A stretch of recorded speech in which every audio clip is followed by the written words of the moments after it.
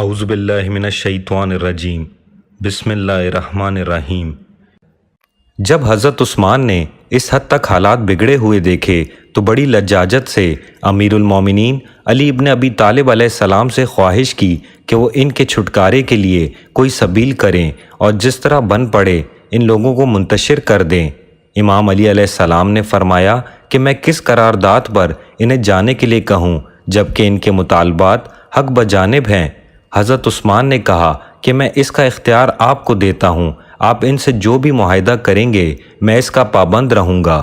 چنانچہ امام علی علیہ السلام مصریوں سے جا کر ملے اور ان سے بات چیت کی اور وہ اس شرط پر واپس پلٹ جانے کے لیے آمادہ ہو گئے کہ تمام مظالم مٹائے جائیں اور ابن ابی سرا کو معزول کر کے اس کی جگہ محمد ابن ابی بکر کو مقرر کیا جائے۔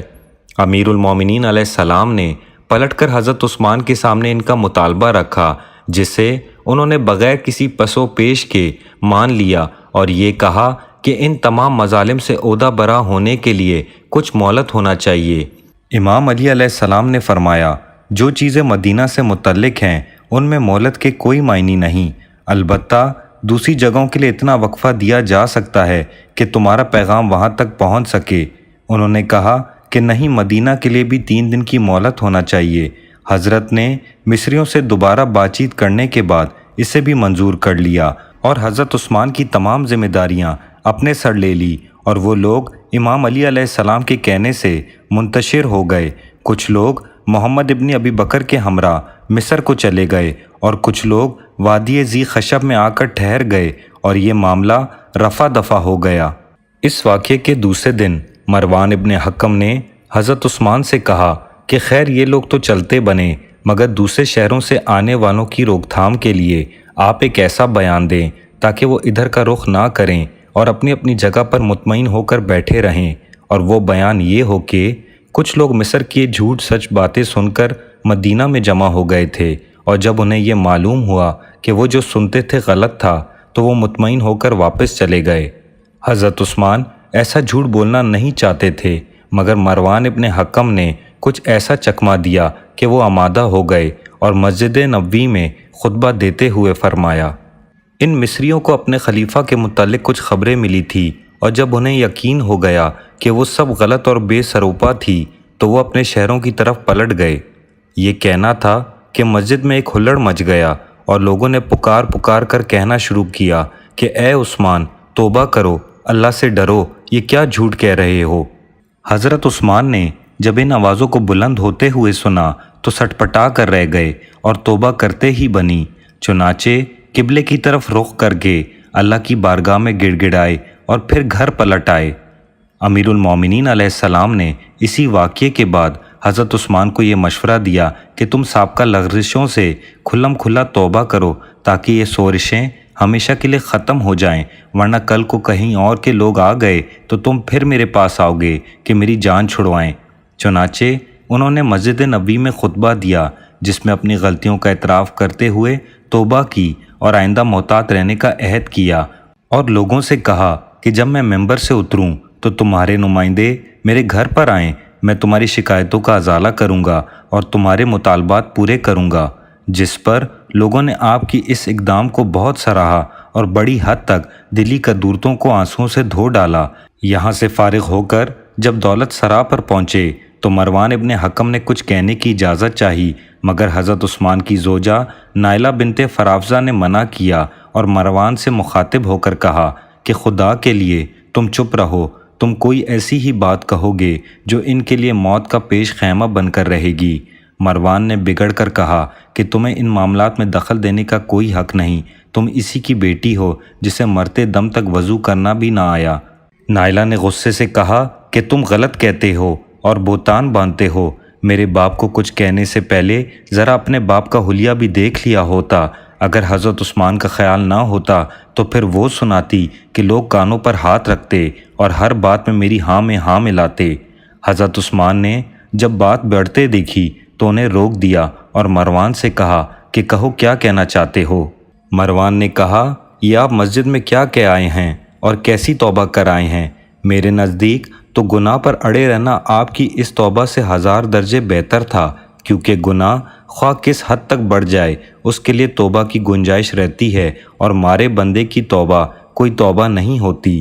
کہنے کو تو آپ کہہ آئے ہیں، مگر اس صدائے عام کا نتیجہ دیکھ لیجئے کہ دروازے پر لوگوں کے ٹھاٹ لگے ہوئے ہیں۔ تو اب آگے بڑھیے اور پورا کیجئے ان کے مطالبات کو۔ حضرت عثمان نے کہا، خیر میں جو کہہ آیا ہوں سو کہہ آیا ہوں، اب تم ان لوگوں سے نپٹ لو، میرے بس کا یہ روگ نہیں کہ میں انہیں نپٹاؤں۔ چنانچہ مروان آپ کا ایما پا کر باہر آیا اور لوگوں سے خطاب کر کے کہا کہ تم لوگ یہاں کیوں جمع ہو؟ کیا دھاوا بولنے کا ارادہ ہے یا لوٹ مار کا قصد ہے؟ یاد رکھو کہ تم بآسانی ہمارے ہاتھوں سے اقتدار نہیں چھین سکتے، اور یہ خیال دلوں سے نکال ڈالو کہ تم ہمیں دبا لوگے۔ ہم کسی سے دب کر رہنے والے نہیں ہیں، یہاں سے منہ کالا کرو، خدا تمہیں رسوا و ذلیل کرے۔ لوگوں نے یہ بگڑے ہوئے تیور اور بدلا ہوا نقشہ دیکھا تو غیظ و غضب میں بھرے ہوئے وہاں سے اٹھ کھڑے ہوئے اور سیدھا امیر المومنین علیہ السلام کے ہاں پہنچے اور انہیں ساری روداد سنائی، جسے سن کر امام علی علیہ السلام مارے غصے کے پیچ و تاب کھانے لگے، اور اسی وقت اٹھ کر حضرت عثمان کے ہاں گئے اور ان سے کہا کہ واہ سبحان اللہ، کیا مسلمانوں کی درگت بنائی ہے! تم نے ایک بے دین و بد کردار کی خاطر دین سے بھی ہاتھ اٹھا لیا اور عقل کو بھی جواب دے دیا۔ آخر تمہیں کچھ تو اپنے وعدے کا پاس و لحاظ ہونا چاہیے تھا۔ یہ کیا مروان کے اشارے پر آنکھ بند کر کے چل پڑو؟ یاد رکھو وہ تمہیں ایسے اندھے کنویں میں پھینکے گا کہ پھر اس سے نکل نہ سکو گے۔ تم تو مروان کی سواری بن گئے ہو کہ وہ جس طرف چاہے تم پر سواری گھانٹ دے اور جس غلط راہ پر چاہے تمہیں ڈال دے۔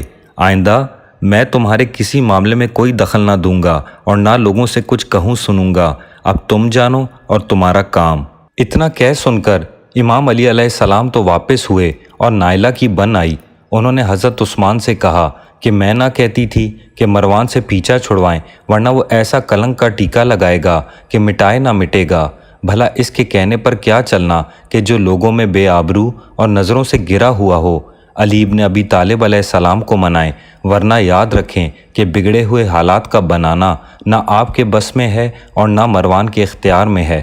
حضرت عثمان اس سے متاثر ہوئے اور امیر المومنین علیہ السلام کے پیچھے آدمی بھیجا، مگر امام علی علیہ السلام نے ملنے سے صاف انکار کر دیا۔